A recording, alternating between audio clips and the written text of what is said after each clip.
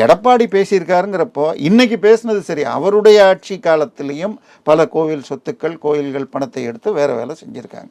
உதாரணமாக பாபுராயன்பேட்டைன்னு ஒரு கோயிலுங்க, இங்கேருந்து திண்டிவனம் போகிறப்ப ரைட்டில் வரும். அந்த கோயிலுக்கு எவ்வளோ சொத்து இருக்குது? 600 ஏக்கர் சொத்து இருக்குது. ஆனால் கோயில் பாழடைஞ்ச நிலைமையில் இருக்குது. பெருமாள் கோயில், கோயிலுடைய சைஸு 19 ஏக்கர் கோயில் மாத்திரம். அது பூலோக வைகுந்தம்னு சொல்லப்படும் அளவுக்கு விஜய வரதராஜ பெருமாள் கோயில். ஆனால் கோயிலில் எல்லா இதுவும் உடஞ்சி போய் அம்பாள் சந்நிதியில் சாமியும் வச்சுருக்காங்க. அங்கே ஒரு பெரிய லிங்கமும் இருக்குது. ஊரில் ஒரு பெரிய சிவன் கோயிலும் நாயக்கர் காலத்தில் கட்டப்பட்டது. அந்த சிவன் கோயில் எங்கே இருக்குன்னு யாருக்குமே தெரியல. அந்த கோயிலை சரி பண்ணலான்னு சொல்லி பரம்பரை அரங்கர்த்தா ஒரு 120 ஏக்கரை ஒரு கார்ப்பரேட் கல்வி நிறுவனத்துக்கு லீஸுக்கு விட்டார். உடனே சென்ற அதிமுக ஆட்சி அவரை நீக்கிட்டு HRNCE எடுத்துக்கிச்சு. ஆனால் இன்னைக்கு வரைக்கும் அந்த கோயில் கட்டப்படலை. அதை எதிர்த்து வழக்கு போட்டு கண்டெம்ட் போட்டு இப்போ கட்டுறேன்னு சொல்லியிருக்காங்க.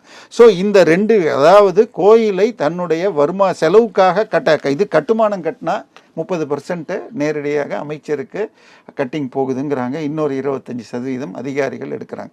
சார், கன்ஸ்ட்ரக்ஷன் கட்டுறதுக்காக மட்டுமே பண்ணிட்டு இருக்காங்க. போன பட்ஜெட்லையோ முந்தின பட்ஜெட்லையோ 10 கோயிலில் செத்துப்போன யானைக்கு மண்டபம் கட்டுவாங்களாம் சார். யாராவது எங்கேயாவது கேள்விப்பட்டிருக்கீங்களா?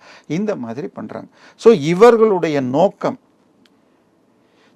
தமிழக மக்களை தமிழனாக இருக்கக்கூடாது, ISIS அஜெண்டாக்கு கீழே கொண்டு போகணும்னு பார்க்குறாங்க.